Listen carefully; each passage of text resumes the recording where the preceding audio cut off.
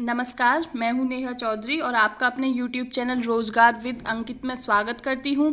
आशा करती हूं कि आप सभी लोग बहुत अच्छे होंगे और पढ़ाई भी बहुत अच्छे से कर रहे होंगे। तो चलिएगा बिना किसी देरी के आज का लेक्चर स्टार्ट करते हैं। कल हम पढ़ चुके हैं राज्यसभा और आज पढ़ने वाले हैं लोकसभा। तो चलिएगा अब देखते हैं कि लोकसभा में बारे में देखते हैं कि लोकसभा की अधिकतम संख्या क्या है और क्या क्या है। तो देखते हैं बिना ज़्यादा देरी किए हुए, बिना टाइम गवाए हुए सीधा देखते हैं कि जो लोकसभा की अधिकतम संख्या है वो है 552। ठीक है, उसमें 530 आते हैं राज्यों से, 20 आते हैं यूटी से और 2 हैं एंग्लो इंडियंस। ठीक है, ये अधिकतम संख्या है। अभी आपको एंग्लो इंडियंस का डाउट आ रहा होगा, वो मैं अभी क्लियर करूंगी। आप पहले पूरा देखिया करिएगा और फिर देखिएगा कि आपको डाउट क्या आता है, फिर आप कमेंट सेक्शन में पूछिएगा। तो अब वर्तमान में देख लेते हैं। जैसे राज्यसभा की हमने अधिकतम संख्या देखी, वर्तमान में अब इसकी लोकसभा की भी वर्तमान में देखते हैं। तो वर्तमान में है 545, जिसमें से आते हैं 543 राज्यों से और यूटी से और 2 एंग्लो इंडियन। ये वाले जो 2 एंग्लो इंडियन हैं ये आते हैं, देखिए 2 एंग्लो इंडियन, ये इनको रिजर्वेशन, इनको जो राष्ट्रपति हैं वो इनको करते थे नॉमिनेटेड, मनोनीत। ठीक है, तो ये करते थे आर्टिकल 331 के तहत, पर ये हो चुका है समाप्त। कैसे समाप्त हुआ? तो देखिए अभी 2020 में 104 संविधान संशोधन अधिनियम आया। ठीक है, जो कि 25 जनवरी 2020 से लागू होगा, मतलब 26 जनवरी 2020 से। अब आपको इसका ना मैं इतिहास हल्का सा समझा देती हूँ। ये रिजर्वेशन किस बार, ये जो संविधान संशोधन है ये बात करता है कि SC ST का रिजर्वेशन लोकसभा और विधानसभा में 70 से 80 साल बढ़ा दिया गया है, मतलब कि 25 जनवरी 2030 तक। ठीक है, ये 70 से 80 क्या है, इसका चक्कर मैं अभी आपको समझाती हूँ।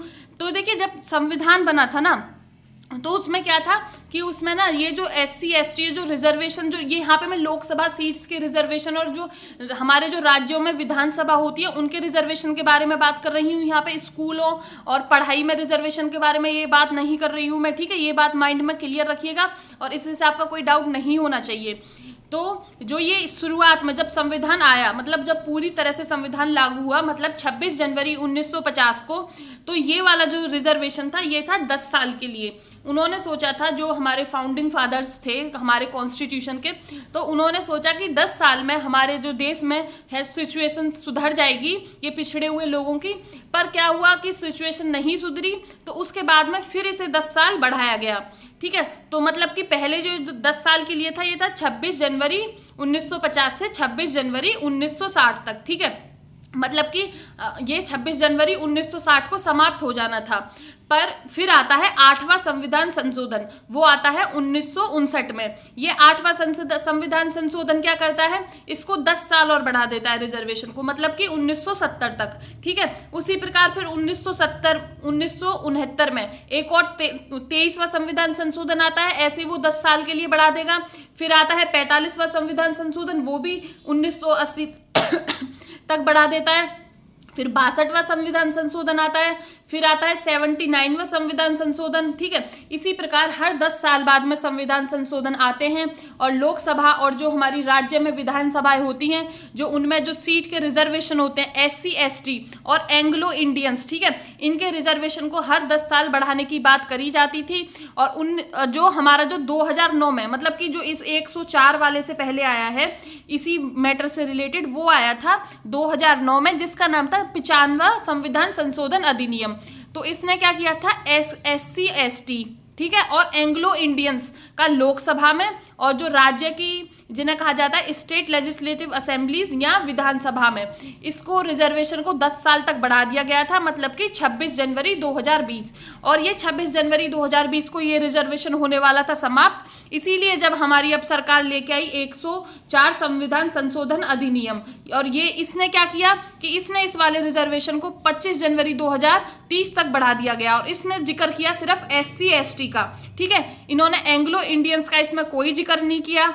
तो इस तरह से इसमें एंग्लो इंडियंस का रिजर्वेशन हो जाता है समाप्त इस वाले संशोधन अधिनियम से। इसीलिए ये इंपॉर्टेंट हो जाता है, क्योंकि अभी आज तक ऐसा एंग्लो इंडियन का रिजर्वेशन समाप्त नहीं किया है, तो इसी वाले से समाप्त हुआ है। और ये सरकार को लगता है कि एंग्लो इंडियंस को भी इतना रिप्रेजेंटेशन की जरूरत नहीं है, तो इसीलिए उन्होंने ये एंग्लो इंडियंस का जो रिजर्वेशन है ये समाप्त कर दिया है। और ये इसका विधेयक था 126 संविधान संशोधन विधेयक, ठीक है, ये था 126 संविधान संशोधन विधेयक। और इस टाइम पे आपको एक और क्वेश्चन बता देती हूँ यहाँ पे जनरल नॉलेज का, कि जो एंग्लो इंडियंस है ना, इनकी जो सबसे ज़्यादा हाईएस्ट पॉपुलेशन है वो है केरला में, ठीक है। कौन से राज्य में सबसे ज़्यादा एंग्लो इंडियंस की हाईएस्ट पॉपुलेशन है, वो है केरला में।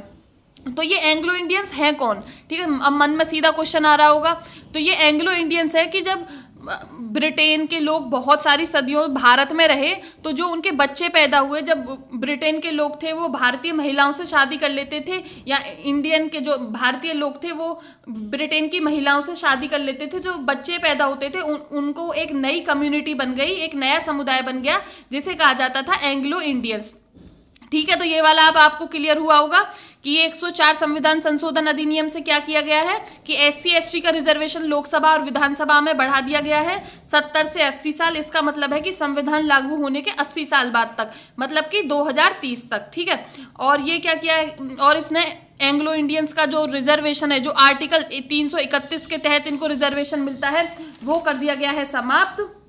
और जिनको नॉमिनेट किया जाता था आर्टिकल 331 के तहत, वो कर दिया गया है समाप्त। और इससे पहले भी मैं आपको बता चुकी हूँ कि ऐसे और भी जो संवैधानिक संशोधन कानून है वो आ चुके हैं। वो एक 8वां था, 23वां, 45वां, 62वां और 79th और 95th था, जो इससे पहले था, ठीक है। तो आप थोड़ा 95th याद रख सकते हैं, ठीक है। 95th था इससे पहले जिसने ये काम किया था, पर उसमें एंग्लो इंडियंस का जो नॉमिनेशन था उसको भी बढ़ाया गया था। 104 ने वो कैंसिल कर दिया है। तो ये वाला डाउट अब क्लियर हुआ होगा। अब ये देखते हैं कि 543, ठीक है, अब ये इसमें सीटों का रिजर्वेशन देखते हैं। तो 543 में क्या होता है, जनसंख्या के आधार पर, जो हमारे यहाँ पे जनसंख्या है उसके आधार पर 543 जो सीट्स हैं जो राज्य और यूटी के लिए हैं, उनमें आर्टिकल 330 के अंदर 84 सीट्स तो SC के लिए रिजर्व्ड है, ठीक है, और 47 सीट्स हैं वो ST के MP के लिए रिजर्व हैं। ये किस में है, ये लोकसभा के रिजर्वेशन की मैं बात कर रही हूँ, यहाँ पे राज्यसभा के रिजर्वेशन की बात नहीं कर रही हूँ। तो कृपया करके कोई इस प्रकार के डाउट अपने मन में मत रखिएगा। और ये रिजर्वेशन किस आधार पर मिलता है, ये मिलता है जो हमारा जो जनगणना है उसमें इनकी परसेंटेज कितनी थी उसके आधार पर ये रिजर्वेशन मिलता है। तो आपको मैं बता दूं जो 2011 की जनगणना थी उसमें जो SC की जो परसेंटेज थी वो थी 16.7%, मतलब कि लगभग 20 करोड़ के आसपास वो भारत की जनसंख्या में थे। और ST की जो पॉपुलेशन थी वो थी 8.6%, मतलब कि 10.4 करोड़ के लगभग वो भारत की जनसंख्या में थे, ठीक है। तो अब ये देख लेते हैं कि भाई अब SC में जो सबसे अधिकतम सीट है वो कौन से राज्य से सबसे SC की अधिकतम सीट आती हैं, वो आती हैं यूपी से जो कि है 17, और वेस्ट बंगाल से आती हैं 10, ठीक है, और MP से आती हैं 6, और अब ये ST की सीट्स बता रही हूँ मैं, ST की सीट सबसे ज्यादा किस राज्य से आती है, MP से 6 और उसके बाद में झारखंड से 5।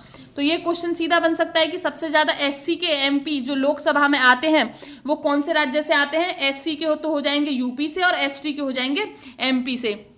तो चलिएगा, और ये वाला डाउट आपका क्लियर हो गया होगा। और देखिएगा ये जो आर्टिकल 368 है इसके अंदर ही ये संविधान संशोधन लाया गया है, ठीक है, 104 संविधान संशोधन। अब ये वाला क्वेश्चन कतई गलत नहीं होना चाहिए आपके एग्जाम्स में कि संविधान की संशोधन की जो प्रक्रिया है हमारे जो संविधान में कौन से आर्टिकल कौन से अनुच्छेद में दी गई है। तो भाई ये क्वेश्चन बिल्कुल गलत मत करना, ये तो मैं ऑलमोस्ट ना सारी सी वीडियो में बताती रहती हूँ। आर्टिकल 368, ठीक है, आर्टिकल 368 मेरे साथ में बोलिएगा। और आपको मैं ये बता दूं, ठीक है, ये जो 543 सीटें हैं ना, इनको सीटों को राज्यों में बंटवारा कर रखा है। यूपी को दे रखी है 80, और महाराष्ट्र को दे रखी है 48, और वेस्ट बंगाल को दे रखी है 42। और अगर आप और किसी राज्य से हो तो आप अपने राज्य की सीट्स भी इसमें याद कर सकते हो। और इन सीटों का बंटवारा कैसे है, किस आधार पे है, ये अभी हम पढ़ने वाले हैं इसी लेक्चर में। तो और चलिएगा, और आपको एक हल्का सा आप विधानसभा के बारे में बता दूं कि जो विधानसभा, ठीक है, जो आपके राज्यों के लेवल पे होती है, जैसे केंद्र में कानून बनाने के लिए राज्यसभा और लोकसभा होती हैं, और आपके राज्य के लेवल पे होती है विधानसभा। विधानसभा को आप इक्वेट कर सकते हो केंद्र में लोकसभा और राज्य में विधानसभा। तो देखिए विधानसभा की जो टोटल सीट्स हैं वो है 4120, ठीक है, जिसमें से कि 614 तो SC के MLAs आते हैं और 554 जो आते हैं वो ST के MLAs आते हैं। तो देखिए अब ये इनका ऑब्जेक्टिव क्या था, ये जो रिजर्वेशन जो दिया जाता है SC SC का जो कोटा दिया जाता है लोकसभा में, तो देखिए इनका रिजर्वेशन जो अभी इसी बिल ने, पता है इसी बिल ने बोला है कि इसका ऑब्जेक्टिव क्या है, मतलब इसका एम क्या है, इसका उद्देश्य क्या है। तो बड़ी ही सुंदर मतलब बड़ी ब्यूटीफुल लाइन्स इन्होंने लिख के कहा है। इन्होंने कहा है कि जो हमारे जो संविधान का इंक्लूसिव करेक्टर है, मतलब कि इंक्लूसिव करेक्टर का मतलब है सभी को अपने अंदर लेना, और जो कि हमारे संविधान के जो फाउंडिंग फादर्स थे, जिन्होंने हमारा संविधान बनाया था, उसको ध्यान में रखने के लिए ये हम लाए हैं अपना 104 संविधान संशोधन अधिनियम। और इससे क्या होगा कि जो हमारे जो सोसाइटी है, जो उसमें पिछड़े वर्ग हैं, ठीक है, उन लोगों की ग्रोथ हो सकेगी और वो लोग अपने आप को लोकसभा में रिप्रेजेंट कर सकेंगे और अपने समाज के लोगों का भला कर सकेंगे। तो चलिएगा अब आगे बढ़ते हैं, और ये आपको कुछ क्लियर हुआ होगा, ठीक है। और आप बार बार रिवाइज करिएगा, तो कि मैं आपको बार बार बोलती हूँ ना, इतना टफ नहीं है कुछ भी याद करने के लिए, इतना सारे नंबर्स फैक्ट्स देख के मत डरिया करिएगा। और मैं कोशिश करती हूँ ना चीज़ों को नोट्स जितने सिंप्लीफाई कर सकूँ, जितने मैथमेटिकल तरीके में लिख सकूँ, क्योंकि देखिए मैथमेटिकल तरीके में ना चीज़ें लिखी ज़्यादा याद रहती है। इन्हीं को मैं स्टेटमेंट फॉर्म में लिखती तो ये 3-4 पेज में तो भर जाता, और समझ इतना कुछ आता नहीं। तो आप अपने हिसाब से इनको थोड़ा नोट्स बना सकते हैं, जरूरत पड़े तो, या तो पहले 1-2 बार वीडियो देखिएगा, उसके बाद में नोट्स बनाइएगा। अब देखते हैं कि अब हमने ये देख लिया, ठीक है, हमने राज्यसभा के चुनाव में देखा था कि राज्यसभा में कैसे चुनाव होता है, अप्रत्यक्ष चुनाव होता है, उसका क्या क्या नाम था, हम पहली वीडियो में देख चुके हैं। अगर आपको याद नहीं है तो रिवाइज कीजिएगा। और ये देखिए चुनाव, इसमें क्या था, इसमें प्रत्यक्ष चुनाव होता है, मतलब कि हम आप वोट करने जा सकते हैं अगर 18 साल से ऊपर के हैं तो, ठीक है। और इसका जो नाम है, इसका क्या है, first past the post system. इसका मतलब है पहले आओ और तुम ले जाओ। इसका मतलब ये होता है कि देखिए जैसे 4 लोग खड़े हुए हैं, ठीक है, एक को मिली है 16 वोट, एक को मिली है 18 वोट, एक को मिली है 20 वोट और एक को मिली है 12 वोट।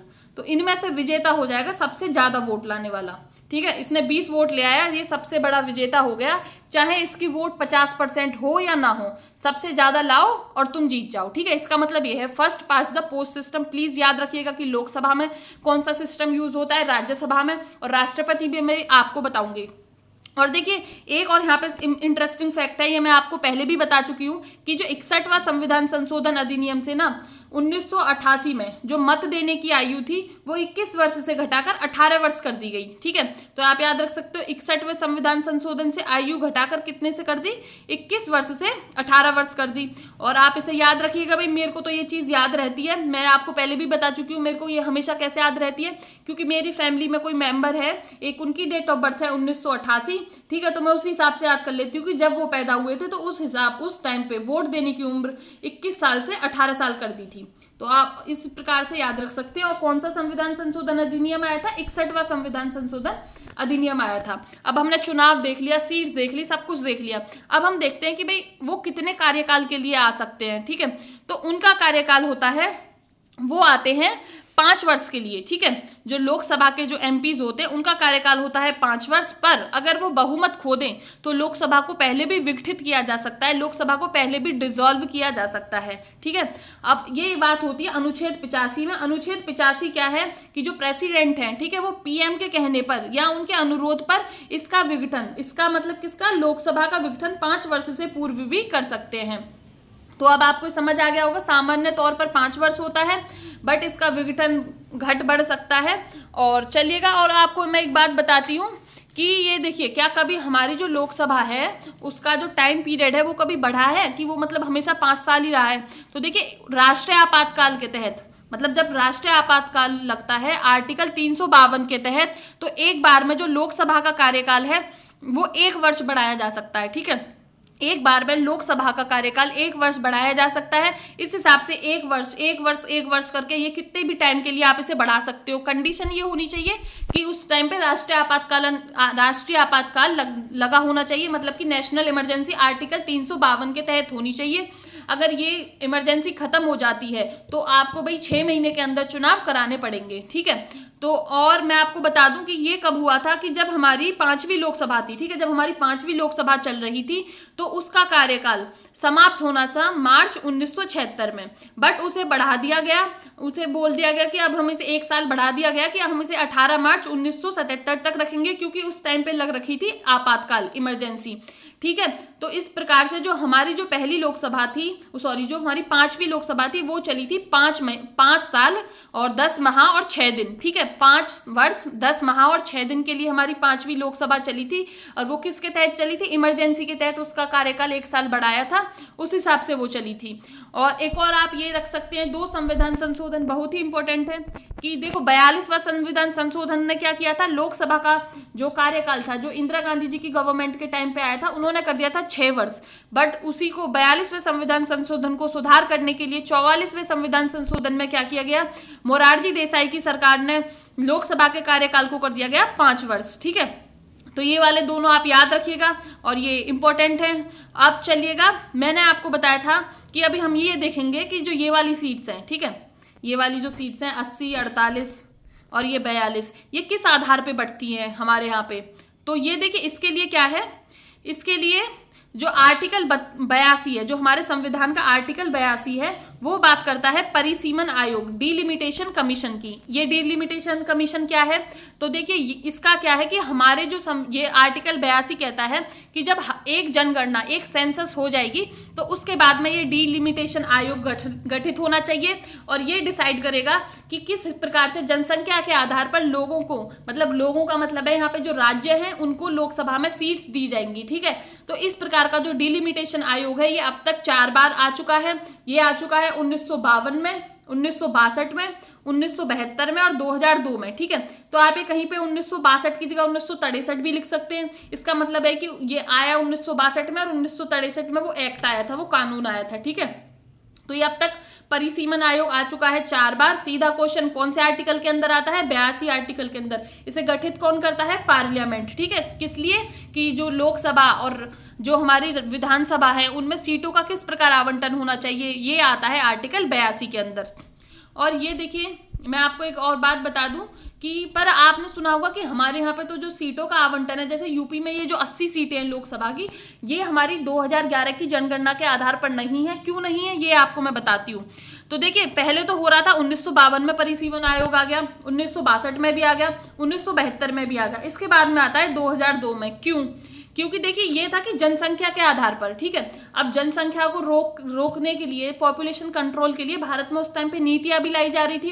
तो जो सदर्न स्टेट थे, जो हमारे दक्षिणी भारत के स्टेट थे, जैसे केरला, तमिलनाडु, इन्होंने क्या किया था, इन्होंने अपने यहाँ की जो जनसंख्या को तो कर लिया था कंट्रोल, बट इधर जो नॉर्थ साइड के स्टेट्स हैं, जो हमारे उत्तरी भारत के स्टेट्स थे, यूपी, बिहार, इन सब में, और हरियाणा और ये सब हो गए, इन सब में ना जनसंख्या रुक नहीं रही थी, इन सब में बढ़ रही थी जनसंख्या काफी तेजी से।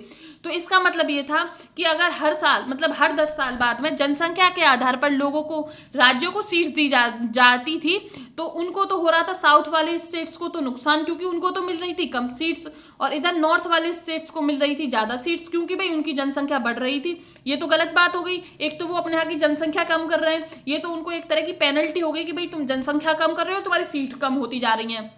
क्योंकि हर कोई राज्य चाहता है कि उसका जो लोकसभा है और राज्यसभा है उनमें उनका ज़्यादा से ज़्यादा रिप्रेजेंटेशन हो, ज़्यादा से ज़्यादा प्रतिनिधित्व हो, ठीक है।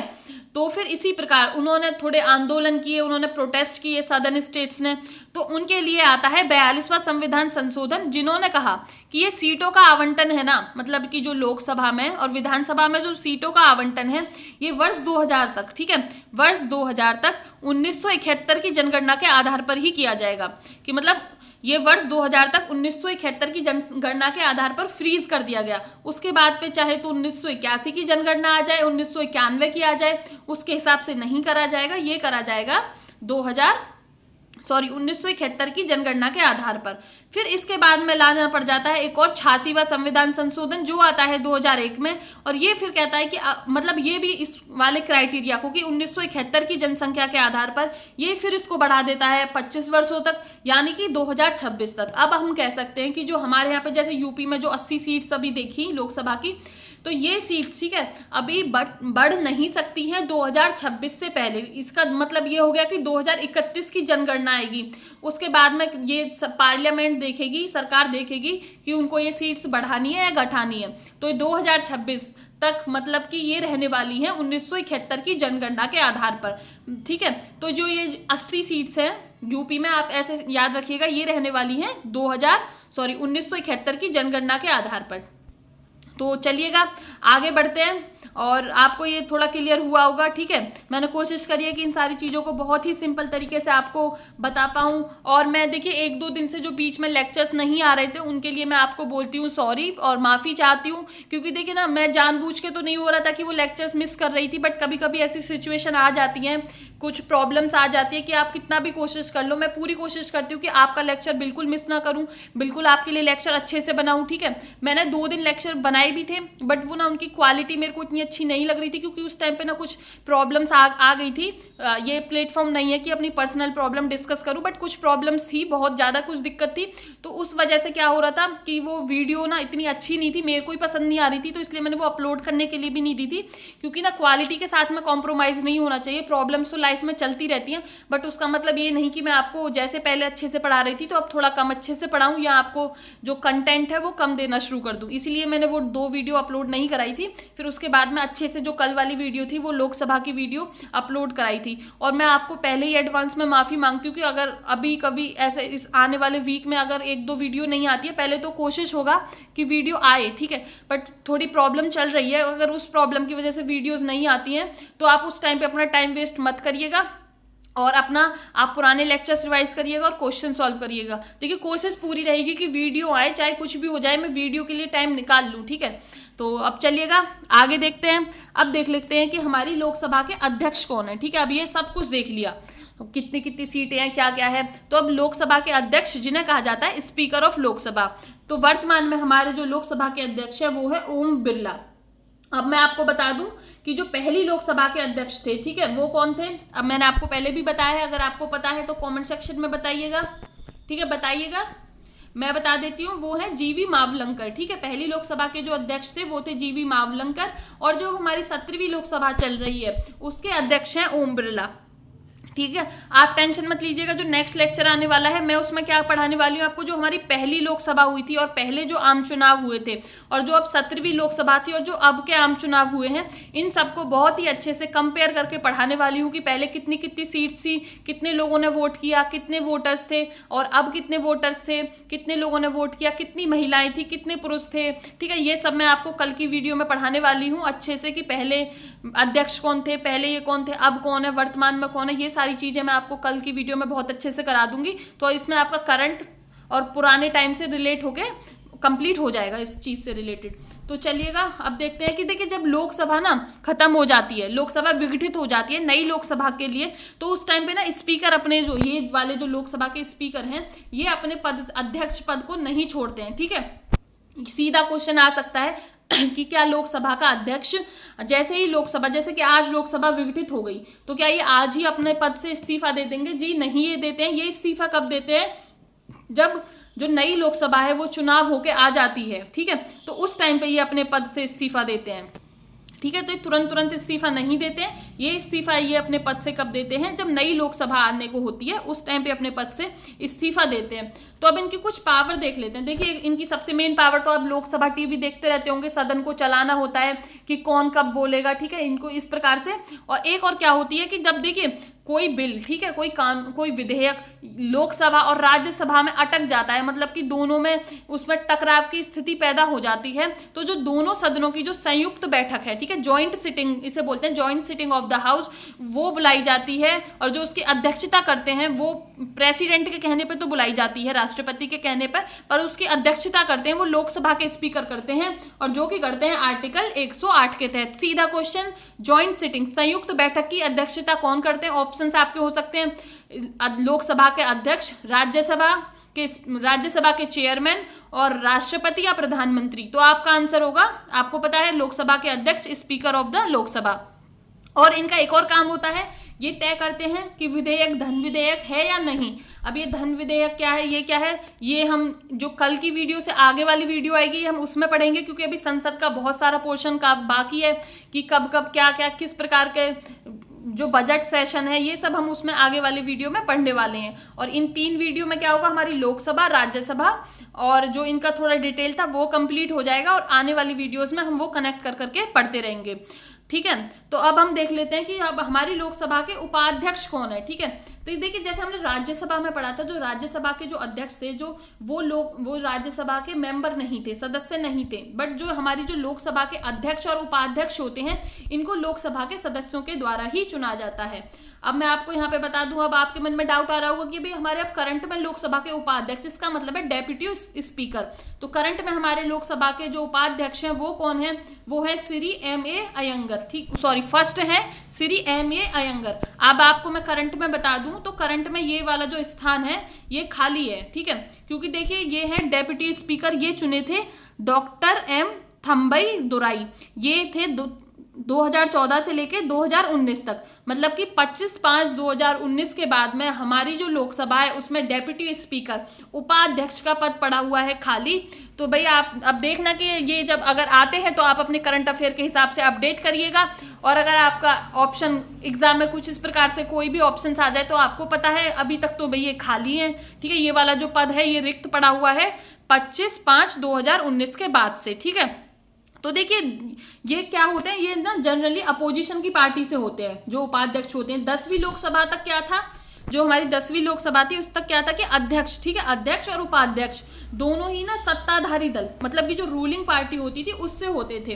बट दोनों पार्टियों ने, जो रूलिंग पार्टी और जो अपोजिशन, जो मुख्य जो विपक्ष में जो पार्टी होती है, उन्होंने 11वीं लोकसभा से एक सहमति बैठाई और उन्होंने कहा कि आप अध्यक्ष ना, स्पीकर, जो लोकसभा का स्पीकर वो तो चुन लीजिएगा सत्ताधारी दल से, मतलब कि जो रूलिंग पार्टी है, और जो उपाध्यक्ष, जो डेप्यूटी स्पीकर है वो चुन लीजिएगा मुख्य विपक्ष पार्टी से। ठीक है, तो ये वाला अब आपको डाउट क्लियर हो गया होगा, उपाध्यक्ष और अध्यक्ष का क्या चक्कर है।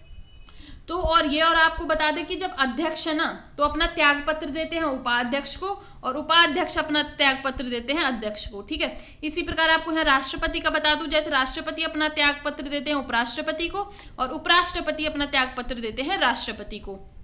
तो चलिएगा, ये आपका अब क्लियर हो गया होगा।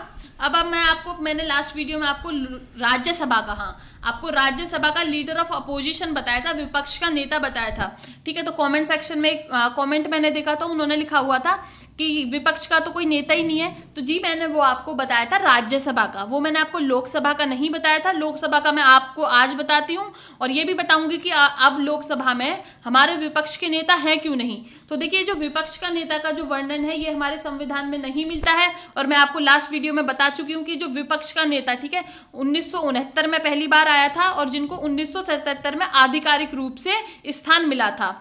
तो वर्तमान में कोई विपक्ष के नेता नहीं है, क्योंकि विपक्ष के नेता के लिए, लीडर ऑफ अपोजिशन के लिए 1/10 ऑफ MP, मतलब कि 10% टोटल सीट्स होनी चाहिए हाउस की, लोकसभा की। तो जो कि टोटल 10% सीट्स बैठती हैं वो बैठती हैं 55।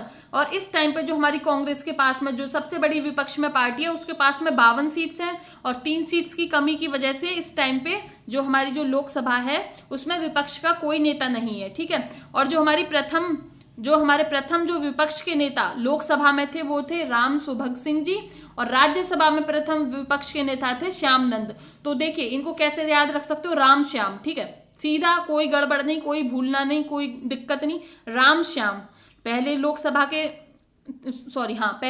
के नेता क्या हो जाते हैं, राम, और दूसरी राज्यसभा के जो पहले अपोजिशन के नेता हो जाते हैं वो हो जाते हैं श्याम। ठीक है, राम श्याम, तो भूलना नहीं बिल्कुल भी। ठीक है, इस प्रकार से इजी ट्रिक बना ली है। और आपको ये देख सकते हैं, देखिए ये सुषमा स्वराज थी, मई 2014 तक लीडर ऑफ अपोजिशन, लोकसभा की विपक्ष की नेता। उसके बाद में कोई विपक्ष का नेता नहीं आया है। ठीक है, ये आप देख सकते हैं। और उससे पहले ये देख सकते हैं कि 2009 में, और ये कब रहे थे, और 1999 से 2004 में रही थी श्रीमती सोनिया गांधी, उस टाइम पे थी क्योंकि बीजेपी की सरकार। तो और इस बार इस टाइम के बाद में कोई भी नेता नहीं आया है, क्योंकि कोई भी पार्टी 55 सीट्स लोकसभा में नहीं ला पाई है 2014 के बाद में। ठीक है, तो इसीलिए हमारी लोकसभा में कोई भी विपक्ष का नेता नहीं है। अब आपका ये डाउट क्लियर हो गया होगा लोकसभा का विपक्ष का नेता का और राज्यसभा के विपक्ष का नेता का। अब आपको एक और था कि लीडर ऑफ द हाउस, ठीक है, सभा का नेता। तो देखिए लीडर ऑफ द हाउस, ये लोकसभा में सभा का नेता भी होता है और ये राज्यसभा में भी सभा का नेता होता है। अगर हमारे प्रधानमंत्री लोकसभा से आते हैं तो वो खुद पे खुद ही leader of the house Lok Sabha के बन जाएंगे, और अगर हमारे प्रधानमंत्री राज्यसभा से आते हैं तो वो खुद पे खुद राज्यसभा के लीडर ऑफ द हाउस, राज्य के मतलब उस सदन के नेता बन जाएंगे। अगर प्रधानमंत्री जैसे कि लोकसभा से हैं, ठीक है। तो वो राज्यसभा में लीडर ऑफ द हाउस, जो राज्यसभा में सदन के नेता हैं वो नियुक्त कर देते हैं। अगर हमारे जो प्रधानमंत्री हैं वो राज्यसभा से होते हैं तो वो अपना लोकसभा में इसी प्रकार नियुक्त कर देते हैं। तो इस प्रकार हमारे इस टाइम पे जो लोकसभा में लीडर ऑफ द हाउस हैं वो है नरेंद्र मोदी जी, क्योंकि वो हमारे जो लोकसभा से ही एमपी हैं तो इसीलिए वो लोकसभा के ही खुद ही लीडर ऑफ द हाउस हैं। और आप देख सकते हैं 2014 में, ठीक है, ये श्री सुशील कुमार शिंदे हुआ करते थे, बट आप उस टाइम पे आपको पता है इस टाइम पे हमारे जो पीएम कौन थे, श्री मनमोहन सिंह जी थे, बट वो थे राज्यसभा से एमपी, ठीक है, वो राज्यसभा से एमपी थे, इसीलिए वो राज्यसभा के उस टाइम पे लीडर ऑफ द हाउस थे और उन्होंने लोकसभा में इनको लीडर ऑफ द हाउस बना दिया था। तो अब आपका ये डाउट क्लियर हो गया होगा कि लोकसभा में कभी तो प्रधानमंत्री लोकसभा के लीडर ऑफ द हाउस बन जाते हैं, कभी राज्यसभा के लीडर ऑफ द हाउस बन जाते हैं, ठीक है। और इस टाइम पे इन दोनों टाइम पे जो राज्यसभा के लीडर ऑफ द हाउस थे वो थे श्री मनमोहन सिंह जी, ठीक है। तो ये वाला डाउट अब आपका क्लियर हो गया होगा। अगर फिर भी डाउट है तो कृपया करके प्लीज कमेंट सेक्शन में पूछ लीजिएगा। और मैं आपको एक और बता दूं, आपने अभी जब लोकसभा बनी अभी 2019 में जो चुनाव हुए तो आपने स्पीकर प्रो टर्म, ठीक है, ये सुना होगा, और ये सुना होगा कि सामयिक अध्यक्ष, ठीक है, जो कि किस लिए होते हैं, ये हमारे जो संविधान ने दिया गया है कि जब भाई अब पुरानी लोकसभा खत्म हो गई और नई लोकसभा के आने से पहले पुरानी लोकसभा के जो स्पीकर होते हैं वो अपने पद से हट जाते हैं, तो जो नई लोकसभा की जो पहली मीटिंग होती है उसको अध्यक्षता उसका जो करते हैं वो करते हैं स्पीकर प्रो टर्म, ठीक है, सामयिक अध्यक्ष, जो कि टेम्परेरी तौर पे कुछ दिनों के लिए 2-4 दिन 1-2 दिन के लिए होते हैं। जैसे ही इनका काम क्या होता है, नए अध्यक्ष को चुनना जो लोकसभा के अध्यक्ष होने वाले हैं, और उनके चुनाव जो वहाँ पे जो एमपीज आते हैं उनको शपथ वगैरह दिलाना। तो इस प्रकार जो हमारी 17वीं लोकसभा के सामयिक अध्यक्ष स्पीकर प्रो टर्म थे वो थे वीरेंद्र कुमार जी। इनका क्या काम था, इन्होंने चुनवाया था लोकसभा के जो परमानेंट, ठीक है, जो अध्यक्ष हैं जो 5 साल रहने वाले हैं जनरली, ओम बिरला जी को इन्होंने चुनवाया था, ठीक है। और आपको एक और बता दूं मैं, आपने ये विप सचेतक ये वाला शब्द भी सुना होगा। ये क्या है, ना तो ये ना तो हमारे संविधान में दिया गया है, ना ही इसके लिए कोई कानून है, पर ये ना किस प्रकार से ये वाला जो ऑफिस है ये किस प्रकार से हमारे उसमें बोल में प्रचलन में आ चुका है ये, क्योंकि संसदीय सरकार की ना परंपराएं, इसका मतलब होता है कि कुछ कन्वेंशंस हो जाते हैं कि ये बातें चली आ रही हैं पर ये कहीं पे लिखी नहीं हुई है, तो ये इसी प्रकार ये विप का ऑफिस है। इसका मतलब ये हर पार्टी अपना रखती है, ठीक है, चाहे तो वो अपोजिशन की पार्टी हो या छोटी पार्टी हो, बड़ी पार्टी हो, कोई भी हो, सत्ताधारी पार्टी हो, विपक्ष की पार्टी हो। इस विप का काम क्या होता है, इसका काम क्या होता है, इसका ध्यान रखना होता है कि जो हाउस में, ठीक है, उसकी पार्टी के लोग, सभा में उसकी पार्टी के सारे लोग आए हैं कि नहीं आए हैं, और ध्यान रखना कि वो सही से उनकी पार्टी के लिए वोट कर रहे हैं कि नहीं कर रहे हैं। इस व्यक्ति का काम होता है अपने जो पार्टी है उसके सारे लोगों को अपने हाउस में रखना और उन पे ध्यान रखना, उन पे निगरानी रखना, और पूरी इनको कोशिश करनी होती है कि सारे सदस्य ही, मतलब जो उनकी पार्टी के सारे सदस्य हैं वो लोकसभा में और या राज्यसभा हो जाती है तो उस टाइम पे राज्यसभा में उपस्थित हो। तो मैं अब आशा करती हूँ कि आपको आज की वीडियो ये अच्छी लगी होगी, और जो कल की वीडियो, जो इसके बाद में अगली वीडियो आएगी, उसमें हम पहला लोकसभा का चुनाव और अब जो 17वां लोकसभा का चुनाव है वो हम अच्छे से देख लेंगे कि क्या क्या रहा है, और उसके बाद में संसद में क्या कैसे कब बिल आता है और कैसे कैसे हमारा जो बजट सेशन है वो सब हम पढ़ लेंगे।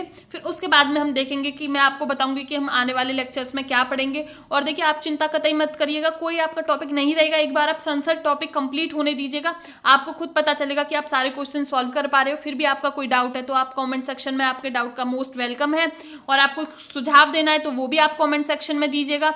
और अगर आपको वीडियो पसंद आती है तो देखिए कृपया करके लाइक कर दीजिएगा। आपका तो लाइक करने में कुछ नहीं जाता है, बट मेरे को ना एक मोटिवेशन मिल जाता है कि आपको वीडियो पसंद आ रही है, वरना मेरे को लगता है कि शायद मैं आपके लिए वीडियोस अच्छे से नहीं बना रही हूँ तो आप कमेंट सेक्शन में बताइएगा। और आप डिसलाइक करने के लिए एकदम फ्री हो, ठीक है, उसी से मेरे को पता चलेगा। डिसलाइक का मतलब क्या है, मतलब डीमोटिवेट नहीं होना होता है, डिसलाइक का मतलब होता है कि मेरे को आपके लिए और अच्छे से वीडियो बनानी है। और धन्यवाद यहाँ तक वीडियो देखने के लिए, और पीडीएफ आपको टेलीग्राम चैनल में इस वीडियो की मिल जाएगी। और आशा करती हूँ कि आपका दिन अच्छा हो और आप बहुत अच्छे से पढ़ाई करें।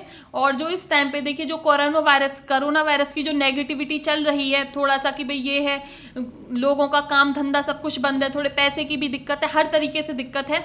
तो आप देखिए, आपके लिए नहीं है वो, मेरे अकेले के लिए नहीं है, इस टाइम पे वो पूरी दुनिया के लिए है, ठीक है। तो परेशान होने की जरूरत नहीं है, आप प्लीज पॉजिटिव रहिएगा और पढ़ाई करिएगा। देखिए यूट्यूब पे आपको कितनी सारी फ्री में शिक्षा मिलती है। रोजगार विद अंकित चैनल पे सर, जो अंकित सर है, उनकी कितनी अच्छी अच्छी वीडियोस आती हैं, हिस्ट्री की वीडियोस आती हैं और यूपी जीके की वीडियोस आती हैं, ठीक है, बहुत सारी वीडियोस आपको मिलती हैं। मैथ्स की वीडियो विजय सर लाते हैं, तो आप पढ़िएगा और आप एग्जाम्स की तैयारी करते रहिएगा। देखिए ये नहीं कि लॉकडाउन है, एग्जाम्स नहीं हो रहे हैं, तो देखिए अगर आप ये जो 3-4 महीने जो भी ये सब चलने वाला है, कितने, अब मेरे को नहीं पता कितने टाइम चलेगा, अगर आप इस टाइम में कुछ नया सीख के बाहर नहीं आते हो, ठीक है, तो आप भाई दुनिया से बहुत पीछे रह जाने वाले हो। आप कोशिश करिएगा कि कुछ नया सीखो। नया सीखने से मतलब है कि ये बुक्स वगैरह भी पढ़ो और कुछ अच्छी बुक्स भी पढ़ो, जिससे कि आप जो इंसान हो, ठीक है, एज ए इंडिविजुअल आप व्यक्तिगत तौर पे आपका विकास हो, आपकी सोचने की शक्ति अच्छी बढ़े और आप कुछ नया स्किल, कोई नई चीज़ सीखने की कोशिश करिएगा। और धन्यवाद वीडियो देखने के लिए और थैंक यू, आप इतना सपोर्ट करते हो, आप इतने अच्छे कमेंट्स करते हो। और कुछ लोगों के तो मेरे को नेम भी याद है, क्योंकि जो वो फर्स्ट वीडियो मैंने जब से डाली है और आज मेरी ये जो भी वीडियो आने वाली है वो उस पहली वीडियो से और इस वीडियो तक लगातार जुड़े हुए हैं और उनके कमेंट सेक्शन में मेरे को नेम भी अच्छे से याद हो चुके हैं। और धन्यवाद इतना वीडियो सपोर्ट करने के लिए, और मैं आपके लिए वीडियो ऐसे ही लाती रहूँगी और पॉलिटी कंप्लीट कराऊंगी। धन्यवाद।